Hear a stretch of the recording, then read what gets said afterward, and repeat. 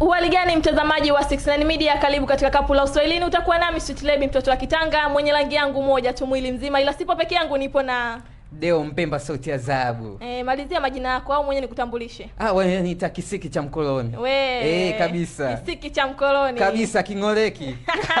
Cha kitambo iko enzi hizo. Jamani mmemuona? Wameniona. Wamekuona Wameniona. Mtazamaji wa 69 Media, mada yetu ya leo inasema kwamba hivi, kwa nini mnaodaiwa marejesho hasira zenu mnaenda kuzimalizia kwa watoto na kwa wenza? Kabisa. Na hilo kubwa. Hivi ushe kuiona hiyo mtaani? Ipo. Hata sisi pia kwa mtaani kuna siku hiyo mama kaamka, kamwambia mume leo siku ya marejesho, mume kamwambia sina pesa. Mama alibonda ule mtoto, naambiwa yani mtoto hapa kuna mawili, leo anakufa au anaenda kulazwa Miko leo, maana pale hospitali karibu ni Miko. Sasa mtoto asila mama anamalizia mtoto hiyo. Si anasila. Akimuita kidogo tu pale asipoitika kofi la uchogo.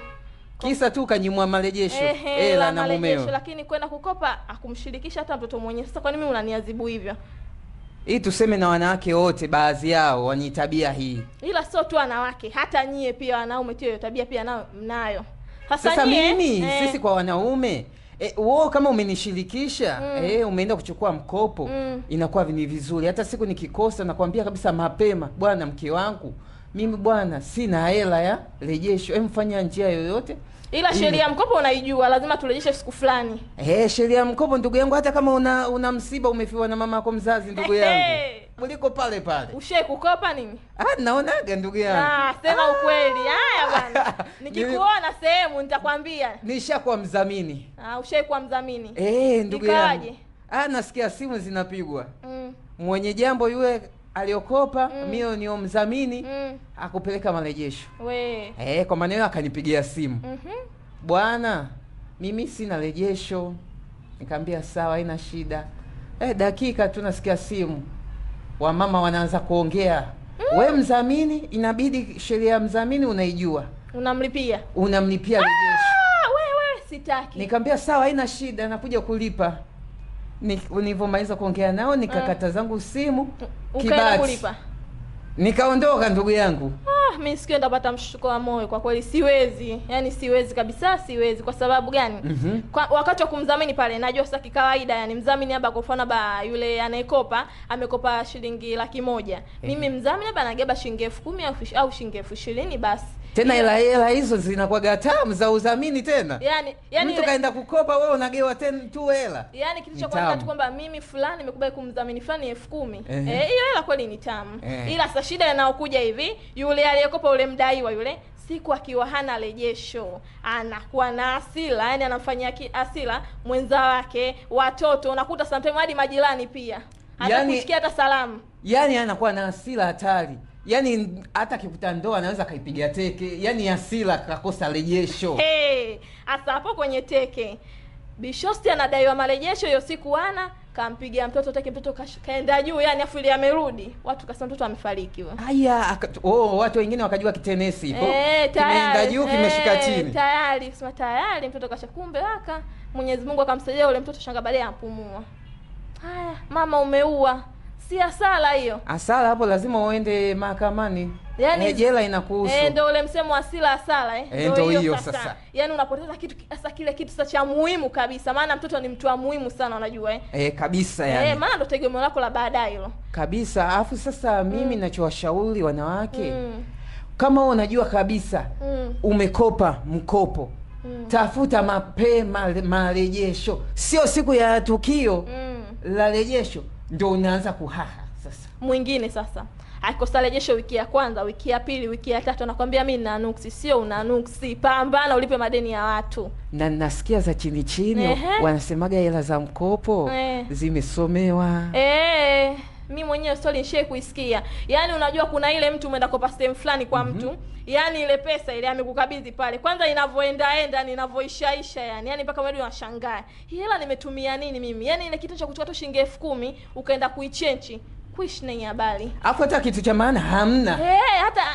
Hata cha maana ulichokifanya hakuna. Sasa mtoto wa kike hata sidilia ndani hujanunua ile hela. Hata kijola umekosa. Yaani kikombe tu cha chai cha mume wako tu cheke cha udongo umeshindwa kununua. Aya. Zile hela sometimes ndio kweli bwana wanazisomeaga maneno yani. Ndio wanasomeaga, lakini kuna baadhi yao ya watu wakichukua zile hela wanafanyia mambo mazuri sana. Ila jamani, mimi kusema ukweli, katika watu wote ambao wanaokopa sije kumwona mtu ambaye ana fulana yule mkopo. Ipo tu siku utamkuta mafulani kafanya hivi. Vipi, mbona mkono tuna shavuni? Marejesho. Lakati ukimuona akipita mtaani anadundika ndio mama la mama, shangingi la mtaa. Kwani alafu nyumbani kwako unasikia mtu anakaanga vitu tu. Sasa juza, wewe kweli rejesho kweli anakwamaga kweli. Kumbe ikifika siku yupo zake pale nje kwenye mkeka kashika tama. Vipi tena shoga, marejesho? Mimi nakwambia tu shoga yangu pole. Pole ndugu yangu. Alafu sasa wengine unakuta wanaenda kukopa. Zile hela wanaenda kutuzana napo. Hapo. Mtu anakopa hela, anaenda kutunzana. Sio ufanye maendeleo ya ndani. Anaenda kuonyesha shengesha kwenye nini? Shughuli ili aonekane kwamba yeye ni tajiri. Wakati ile hela kule umeenda kukopa kwa sababu gani? Unataka ukafanye biashara.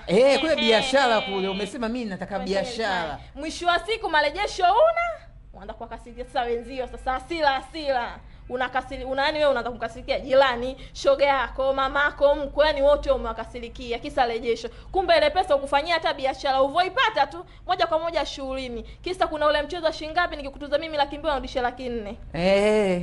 Ndio mambo ya mtaani hayo kwenye mashughuli. Jamani kuna watu wana mambo. Mimi jamani huo mchezo bado sijaufanya, bado kabisa. Yeye anaona fahari kwa sababu pale anavyoenda kwenye ukumbi. Pale MC tena. Kama kawaida yetu ndugu yangu. Anaingia mama fulani tena, mwangalie rangi yake. Ndio mimi sitaposa MC. Anaingia jamani sitile mwenye rangi yake mjini, rangi yake moja tu mjini.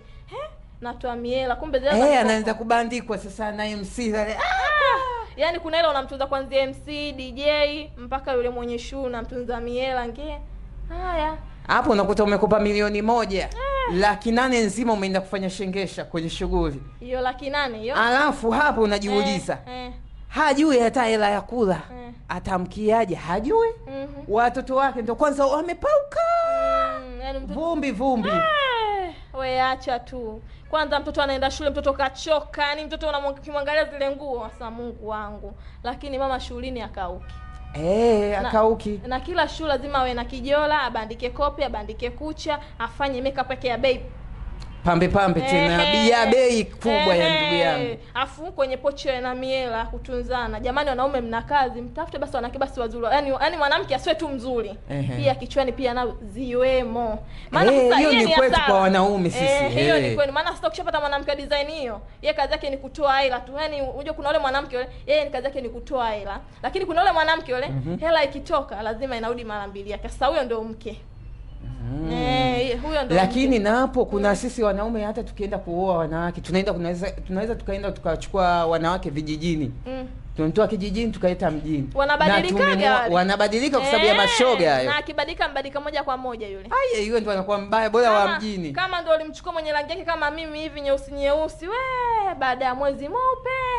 Yaani ile cream ile kati ya jiki kati ya double kiki ukipaka wiki tu. Mimi hapa sasa nikipaka tu wiki tu, wiki zangu hizo nikija hapa nishakuwa mzungu zezelu yumo mule. Unacheza mule katikati. Jamani wanawake wenzangu, cha kuwashauri, unapoenda kuchukua mkopo fanyia kweli jambo lako uliodhamiria. Kabisa yani. Sio unachukua pesa unaenda kutunza shughulini, jamani ya mambo yanakuwa sio kabisa. Kwanza mwenyewe pia unakuwa unajizalisha, maana wale afisa mikopo wale ipo siku anakuja kufuata pale afu nakufilisi kila kitu. Sio umepata hasara wewe. Umepata hasara na umezalilika ujue. Yani umezalilika, umepata hasara, yani umeaibika kweli kabisa. Yani jamani kufilisoje kunauma. Kunauma ndugu yangu. Ulikuwa una nchi ngapi pale 75 au 55 au 43 TV. Watoto wakikaa sebleni pale wanacheka. Sasa mbaya zaidi, ukope huo mkopo majesho ya kushinda afu kumbe mumeo ajui. Wanakuja asubuhi wanalala pale wanakuja asubuhi wanabeba. Mwanaume anakuja jioni hakuti vitu. Ndio valangati la kwenye ndoa sasa linaanza. kisa marejesho ya mikopo. Alafu tena hapo sasa unajua kuna ule mtu ambaye yani ashakosea sasa, baada ya jirekebisha baba ombe radhi, anaanza sasa kukasirika. Ndo hao sasa wanaochukua mikopo, marejesho baada ya kurejesha sasa marejesho hawana hasira sasa. Hasira zinatutumka yani. Zinatutumuka ndugu yangu. Mtazamaji wa 69 Media, kama ndio hivyo bana, madai tulikuwa ni pambe kabisa. Kwa nini mnaokopa kipindi cha marejesho mnakuwa mna hasira sana kwa watoto wenu na kwa wenza wenu? Katika kipindi hiki bwana ulikuwa nami Sweet Lady, mtoto wa Kitanga mwenye rangi yangu moja tu kama mnavyoniona, ila sikuwa peke yangu, nilikuwa na Deo Mpemba sauti ya dhahabu, kipenda niite kisiki cha mkoloni. Kabisa mimi ndo kisiki au ngwiji. Jamani mmemwona wa kiume. Wacha. Unaweza kumalizia hivyo. Liweke